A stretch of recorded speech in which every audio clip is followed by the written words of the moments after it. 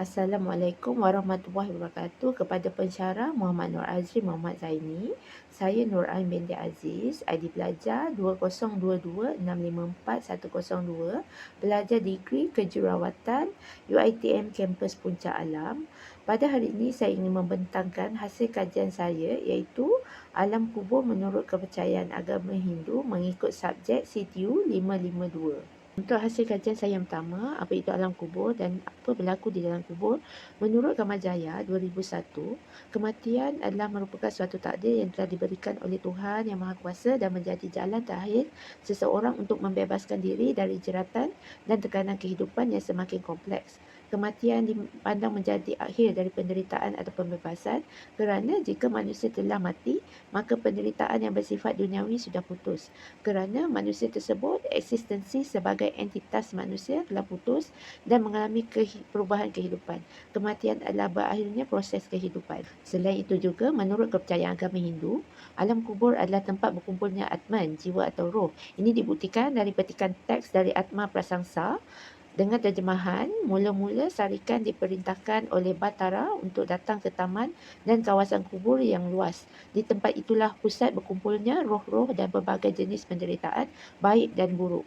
Jinarasa 2002. Daripada hasil petikan ini amat jelas bahawa tempat kejadian atau peristiwa iaitu tanah perkuburan adalah tempat berkumpul berbagai jenis roh. Dalam petikan ini juga mengatakan konsep kematian bagi Hindu adalah alam kubur adalah tempat roh-roh berkumpul dan dihitung kebaikan dan kejahatan yang dilakukan di dunia, iaitu karma pahala. Menurut Ida Vedanta Buddha, Kriya Buddha Sukawati 2014, gambaran di alam kubur ialah keadaan alam semesta berwarna agung. Ini sesungguhnya serupa dengan keadaan seluruh lapisan badan manusia.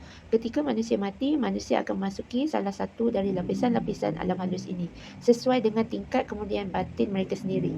Manusia tidak boleh pergi dan menetap lama-lama di alam-alam yang berbeza dengan tingkat kemudian batin. Untuk hasil kajian saya yang kedua, apakah ada kelahiran selepas mati menurut agama Hindu? Menurut Profesor Dr. N. Katasamy dari Konsep Asas Agama Hindu di Bali, muka surat 3, kelahiran selepas mati menurut agama Hindu adalah benar kerana mengikut konsep tatwa menurut falsafah Hindu, orang-orang Hindu yang berpegang teguh kepada falsafah menerima 5 entiti asas iaitu Tuhan, jiwa, karma, kelahiran semula dan pembebasan. Menurut konsep tatwa adalah mengingatkan manusia bahawa terdapat kelahiran semula selepas kematian. Mengikut kepercayaan tatwa yang keempat, penduduk di Bali yang menganut agama Hindu percaya tentang karma pahala. Karma pahala adalah setiap tindakan ada balasan iaitu tindakan yang baik akan membawa pahala atau punya dan manakala perbuatan jahat akan mengumpulkan banyak dosa atau papa. Untuk hasil kajian yang ketiga, apakah yang dihitung atau disoal di alam kubur menurut agama Hindu? Mengikut hasil kajian saya, perkara yang dihitung di alam kubur menurut agama Hindu adalah karma pahala dan tiada soalan yang akan ditanya di alam kubur.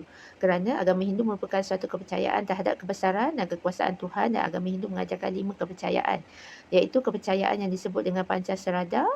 Pertama ialah percaya terhadap adanya Brahman, kedua percaya terhadap adanya Atman, ketiga ialah percaya terhadap adanya karma pahala, keempat ialah percaya terhadap adanya samsara, kelima percaya terhadap adanya moksa.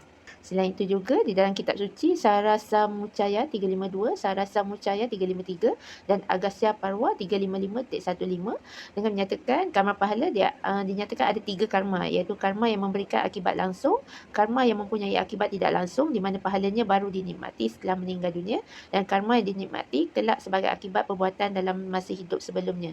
Dalam sastra Hindu, karma pahala